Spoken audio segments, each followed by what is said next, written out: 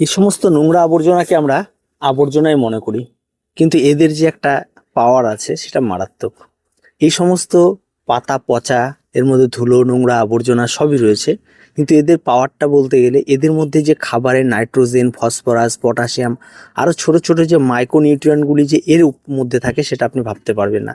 আমরা মূলত যখনই কোনো পাতা সার ক্রয় করি তখন তার মধ্যে তো পাতার কোনো বংশই থাকে না, বরঞ্চ সেটা একদম মানে কি বলবো, মানে ডাস্ট থাকে, যেটা অনেকটা ভার্মি কম্পোস্টের মতো দেখতে হয়। তো সেগুলোর মধ্যে আদৌ পাতা আছে কিনা সেটা জানি না, তবে পাতার সার যদি ক্রয় করতে হয় বা পাতা সার যদি নিতে হয় তাহলে আপনাকে এই ধরনের পাতা সার নিতে হবে, যেটা আপনি চোখে দেখতে পাবেন এর মধ্যে পাতা রয়েছে এবং সেই পাতাটি বেশ কার্যকর হবে। তবে এই ধরনের পাতা সার আপনি দেখলে কিন্তু চট করে কিনতে চাইবেন না, তার কারণ হচ্ছে এটার মধ্যে এখনো পাতায় রয়ে গেছে।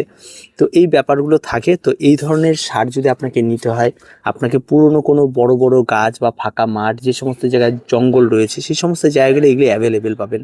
তার কারণ হচ্ছে সেই সমস্ত জায়গায় গাছের নিচে মার্চ এপ্রিল মাসের দিকে যখন কিছু কিছু গাছে পাতা ঝরে যায়, সেই সমস্ত জায়গায় এই সমস্ত গাছ, এই সমস্ত জিনিসগুলি পেয়ে যাবেন। সেই জন্য নিজেকে পরিশ্রম করতে হবে, নিজেকে গিয়ে সেগুলি গুছিয়ে ব্যাগ ভরে আপনাকে নিয়ে আসতে হবে।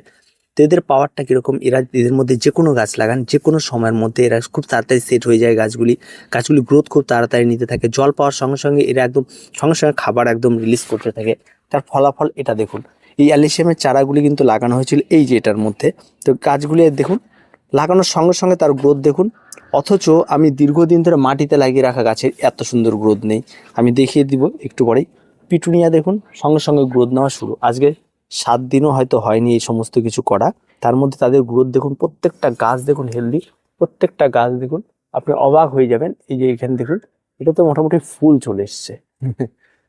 তো এই যে ব্যাপারগুলো থাকে এটা কিন্তু শুধুমাত্র এই পাতা পচাতেই একটা আলাদা রকম পাওয়ার।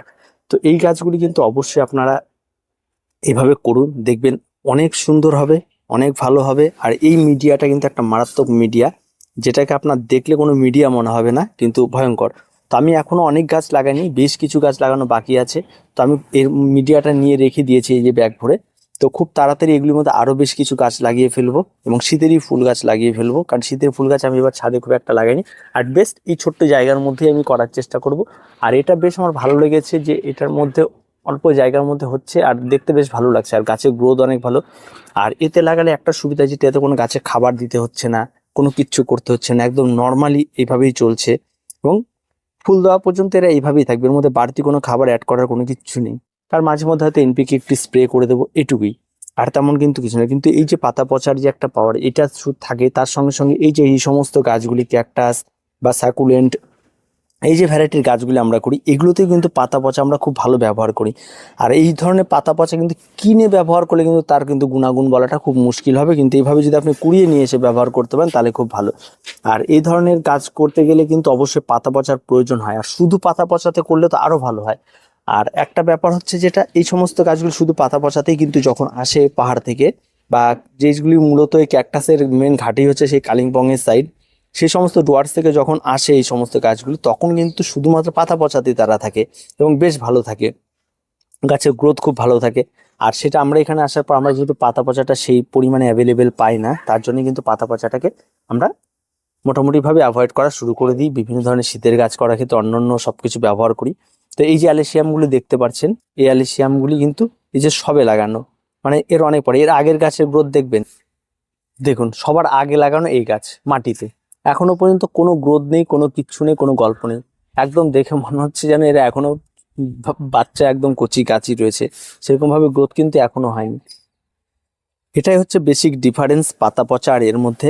তো অবশ্যই যখন কোনো নার্সারি বা কোনো কিছুতে যাবেন, তখন আপনারা যদি দেখেন অনেক নার্সারি রয়েছে তারা নিজেরা এইভাবে তৈরি করে নেয়, তারা সেটাকে থেকে তৈরি করে। তো এরকম দেখে এদেরকে আবর্জনা মনে হলেও কিন্তু এরা গাছের একটা মানে মারাত্মক খাবার, যে খাবারে কিন্তু শুধুমাত্র গাছ লাগিয়ে দেওয়া পর্যন্ত এই কাজ আপনার, আর কোনো রকম কোনো কিছু না। এখানে গাছ লাগালেও মনে হবে যেন গাছটা বাঁচবে, তো এরকম একটা ব্যাপার আপনার মধ্যে থাকবে, কিন্তু প্রত্যেকটা গাছ খুব সুন্দর হবে। আর এই পাতা পচা অ্যাকচুয়াল কোনটা সেই পাতা পচা, এটাই হচ্ছে সেই পাতা পচা যেটার মধ্যে গাছ সবচেয়ে ভালো হয়ে থাকে। আর এই মিডিয়াতে আমি এবছর আরও গাছ লাগাবো এবং সেগুলি এখনও তো মোটামুটি ডিসেম্বর মাস চলছে, ডিসেম্বর মাস লাগিয়ে এর কি রেজাল্ট হচ্ছে সেটা আপনারা দেখলে অবাক হয়ে যাবেন। এবং প্রত্যেকটাতে আমি লাগিয়ে দেখাবো, যে পিটুনিয়া আরো অনেক কিছু লাগাবো, ছোট ছোট কন্টেনারের মধ্যে এগুলি লাগিয়ে দেখাবো এদের পাওয়ারটা আপনাদের দেখানোর জন্য। পরবর্তীতে এর মধ্যে আরো অন্যান্য গাছ করার চেষ্টা হবে। তো প্রত্যেকটা জিনিস কিন্তু বেশ ফ্রেশ এবং প্রত্যেকটা বেশ ভালো, এবং এতে কিন্তু গাছ অত্যন্ত সুন্দর হবে। যদি কেউ পারেন এগুলি কালেক্ট করেন, এগুলি মূলত আপনি কিনতে পাবেন না। এগুলি নোংরা আবর্জনা আপনার বাড়িতে বিভিন্ন ধরনের যদি গ্রাম্য বাড়ি ঘর থাকে তাহলে এগুলি অ্যাভেলেবেল পাওয়া যায়, কারণ সেখানে বিভিন্ন ধরনের পাতা এগুলি সব উঠোন বা অন্যান্য জায়গায় ঝাড় দিয়ে সেগুলি এক জায়গায় জমা করে রাখা হয়।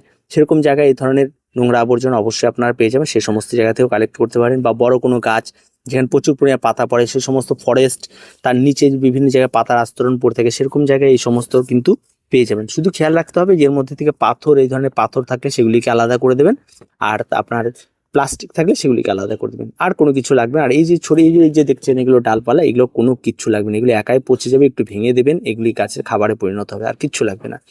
তো আজকে এই পর্যন্ত এই ছোট্ট ইনফরমেশনটা দেওয়ার ছিল আপনাদেরকে। যদি ভালো লেগে থাকে অবশ্যই লাইক, শেয়ার, কমেন্ট করুন, আর আপনাদের যদি কোনো মতামত থাকে অবশ্যই কমেন্ট বক্সে জানাবেন। তো দেখা হয় পরবর্তী ভিডিওতে। প্রত্যেকে ভালো থাকবেন, প্রত্যেকে সুস্থ থাকবেন, আর চ্যানেলটিকে অবশ্যই সাবস্ক্রাইব করে রাখবেন।